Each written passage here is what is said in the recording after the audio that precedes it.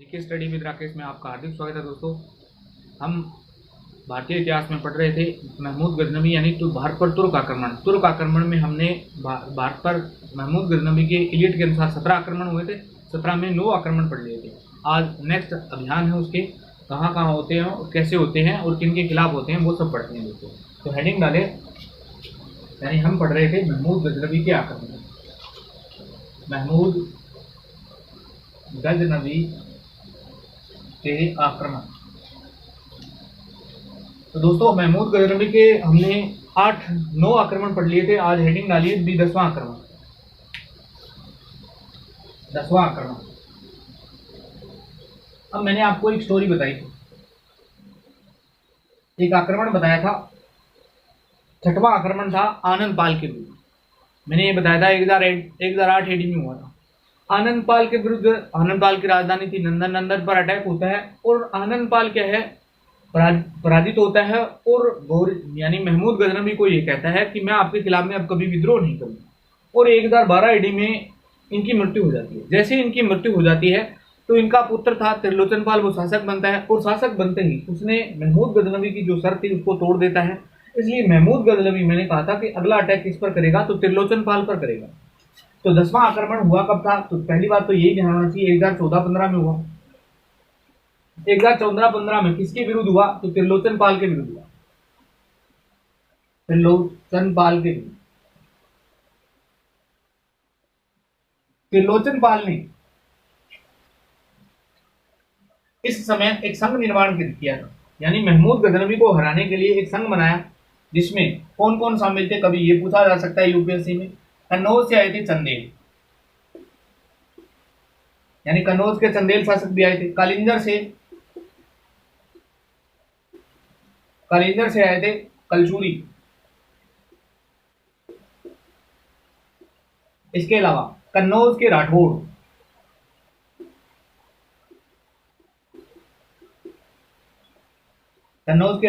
इनके अलावा दिल्ली और अजमेर से चौहान भी शामिल होते हैं। दिल्ली प्लस अजमेर से, यानी राजपुताना से कौन आया था? तो राजपुताना से कौन आया था? तो चौहान।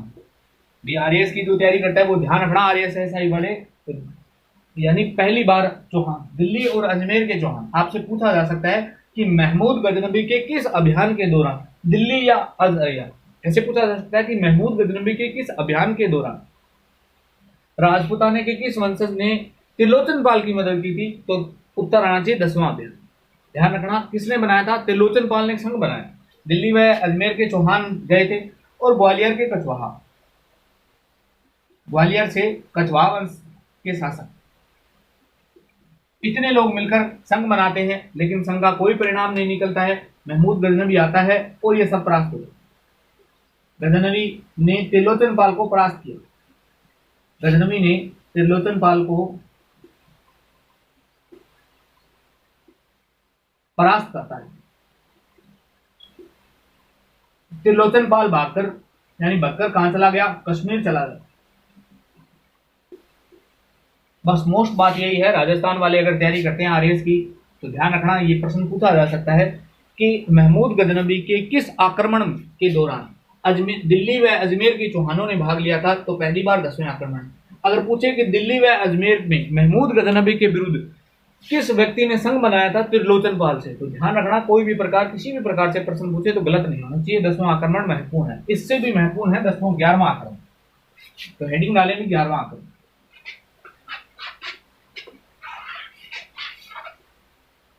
11वां आक्रमण।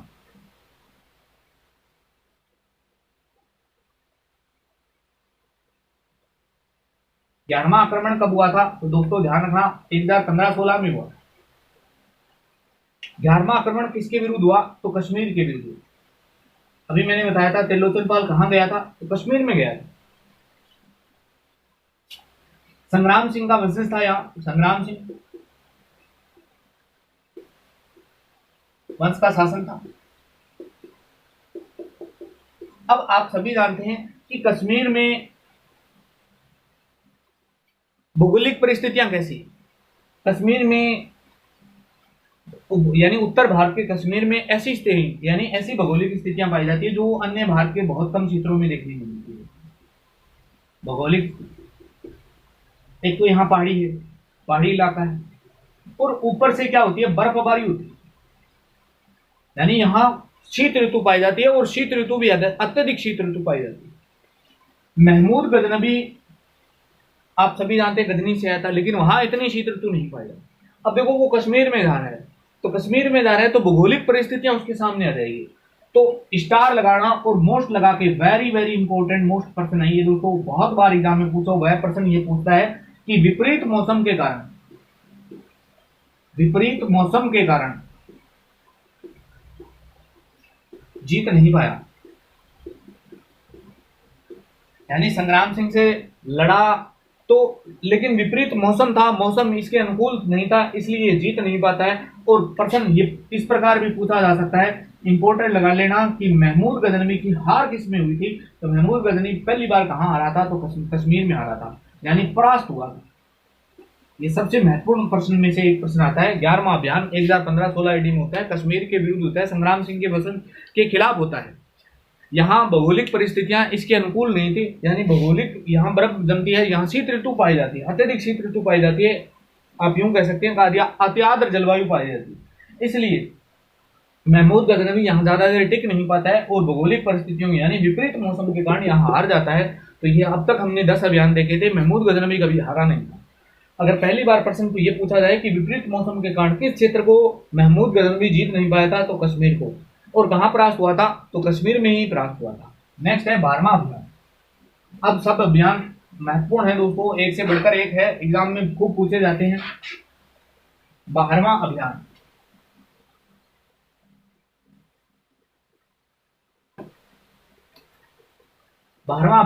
कब हुआ था, तो 1018 AD में।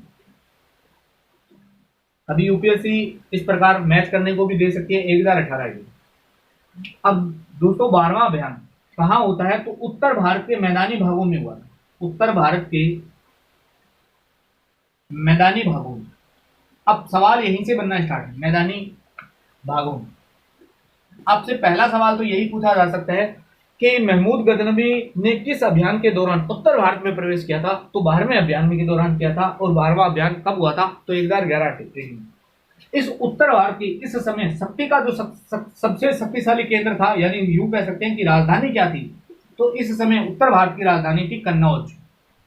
आप सभी जानते हैं कन्नौज के लेकर लड़ाइयां हो रही थी, और इस समय सबसे शक्तिशाली वंशज था जो राजपुताने में कह सकते हैं, और उत्तर भारत का भी शक्तिशाली वंशज था, और जिनका नाम है गुजर प्रतिहार। गुजर प्रतिहार यानी यहाँ का शासक कौन था, तो गुजर प्रतिहार वंशज से था, और शासक का नाम क्या था, तो राज्यपाल उसका नाम था, राज्यपाल। अब जैसे ही महमूद गजनवी का आक्रमण होता है, तो राज्यपाल क्या करता है कि बिना लड़े ही युद्ध से भाग जाता है, यानी बिना लड़े ही भागा। इस बात को लेकर यानी राजपूत नाराज हो जाते हैं। एक तो नाराज होता है चंदेल शासक विद्याधर, ये नाराज हो जाता है।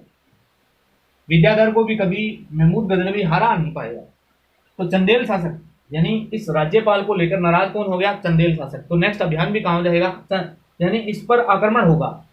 चंदेल शासक विद्याधर नाराज होता है, और इसी बीच में इसकी हत्या करता है। इसकी हत्या होती है राज्यपाल की हत्या की थी कछवाहा सामंत अर्जुन ने। कछवाहा सामंत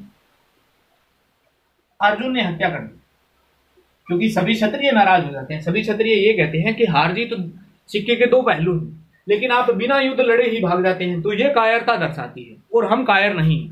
इसलिए चंदेल शासक विद्याधर ने इसका विरोध करते हैं, और कछवाहा सामंत अर्जुन देव ने इसकी हत्या कर दी थी। तो आज से कोई पूछे कि पहली बात तो यही पूछा जा सकता है कि उत्तर भारत के मैदानी भागों में महमूद गजनवी ने कब प्रवेश किया था, तो 1018 AD। उत्तर भारत की इस समय राजधानी क्या थी, तो कन्नौज थी। कन्नौज पर किस वंश का शासन था, गुर्जर प्रतिहार का। गुर्जर प्रतिहार के वंश के शासक का नाम क्या था, तो राज्यपाल बिना लड़े युद्ध से भाग जाता है, यानी परास्त हो जाता है। चंदेल शासक विद्याधर ने इसका विरोध किया, और कछवाहा सामंत अर्जुन ने इसकी हत्या कर दी थी। और इससे भी मोस्ट इंपोर्टेंट लगाना, अल ब्रूनी इस समय इस अभियान के दौरान इसके साथ में है, यानी मैं ये यूं लिख सकता हूं कि बरूनी भी साथ में था, अल बरूनी भी साथ में था। सबसे महत्वपूर्ण नाम है ये। आपसे सीधा प्रश्न पूछा जा सकता है कि अल बरूनी अल बरूनी का भारत में आगमन कब हुआ था? तो कब हो रहा है भाई? 1018 AD में। नेक्स्ट है 13वां अभियान।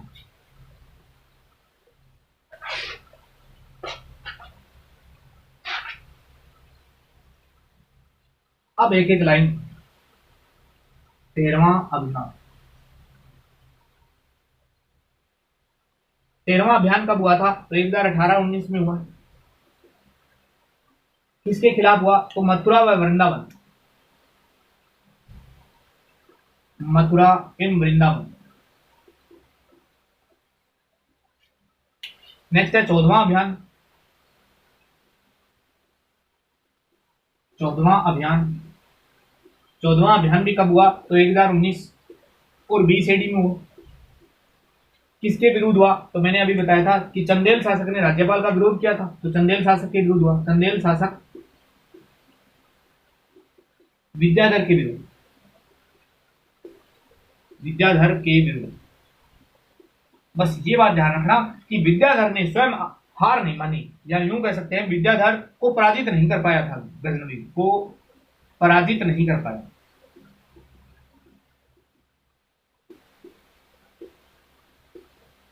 तभी प्रश्न आए कि निम्न में से किस शासक को महमूद गजनवी पूर्ण रूप से पराजित नहीं कर पाया था? तो विद्याधर ऑप्शन में होना चाहिए, उत्तर आना चाहिए। नेक्स्ट अभी 15वां अभियान। 15वां अभियान। 15वां अभियान कब हुआ था? तो 1021 और 22 AD में हुआ। किसके खिलाफ में हुआ? तो पंजाब के विरुद्ध हुआ था। बस याद रखना है कर्मश है, कोई मोस्ट नहीं। यहाँ एक व्यक्ति है जिसका नाम है अरियारुक को यहाँ का शासक बना दिया जाता है। अरियारुक को यहाँ का शासक बना, बस कर्मश है वो बता रहा हूं, बस याद रखना। यानी 12वां अभियान, 11वां अभियान मोस्ट था और 12वां अभियान मोस्ट था। इसके बाद में 14वां अभियान। ये प्रश्न ऐसे पूछा जा सकता है कि महमूद गजनवी निम्न में से किस शासक को पूर्ण रूप से पराजित नहीं कर पाया था? तो विद्याधर को कभी पराजित। इसके बाद में जिस अभियान के लिए हम पढ़ रहे थे वो अभियान आता है 16वां अभियान। सबसे ज्यादा बार परीक्षा में पूछा हुआ प्रश्न है 16वें अभियान के बारे में। 16वां अभियान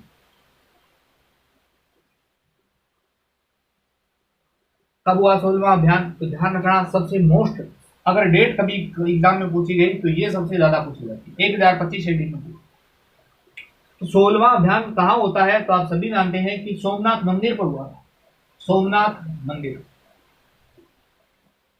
सोमनाथ मंदिर मूलतः एक शिव मंदिर है, और सोमनाथ मंदिर पड़ता कहाँ है? तो गुजरात में पड़ता है। यहाँ का इस समय शासक कौन था? तो भीम फर्स्ट था। भीम फर्स्ट पराजित होता है, और भीम फर्स्ट चालुक्य शासक था।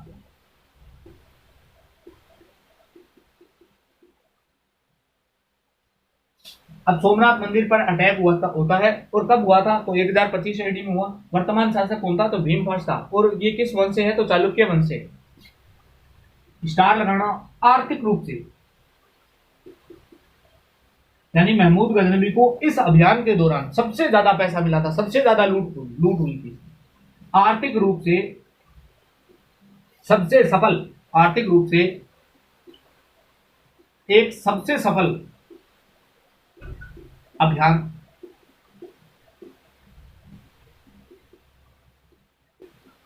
इस सोमनाथ मंदिर का पुनर्निर्माण किसने करवाया था? ये भी एग्जाम में पूछा हुआ है, नेट जेआरएफ के पेपर में आया था। पुनर्निर्माण, तो पुनर्निर्माण करवाया था चंदेल शासक भोज ने।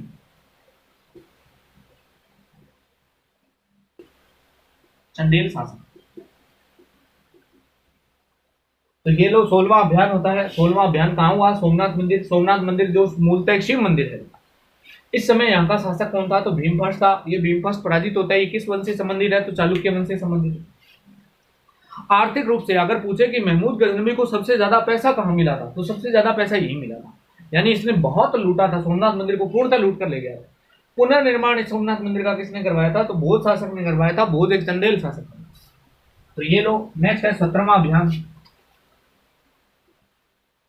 17वां अभियान, बस एक लाइन याद रखना, महमूद गजनवी का अंतिम अभियान कौन सा था? तो 17वां था। कब हुआ? 1027 में। किनके खिलाफ हुआ? तो खोखरों के विरुद्ध हुआ। खोखर एक जनजाति है जो उत्तरी पश्चिमी प्रांत में, खोखरों के विरुद्ध इनको हराता। 1030 एडी में गजनी में महमूद गजनवी की मृत्यु हुई। तो ये थे दोस्तों इसके 17 अभियान, यानी 10 से कंटिन्यू किया था, 10 से लेकर 17। सबसे ज्यादा 11वां अभियान पूछा जाता है। 11वां अभियान उसका पूछा जाता है कि पहली बार महमूद गजनवी कहाँ हारा था? तो कश्मीर में हारा था। क्यों हारा था? तो मैंने कारण भी बताया क्यों हारा था, क्योंकि विपरीत मौसम के कारण उसे हार झेलनी पड़ी।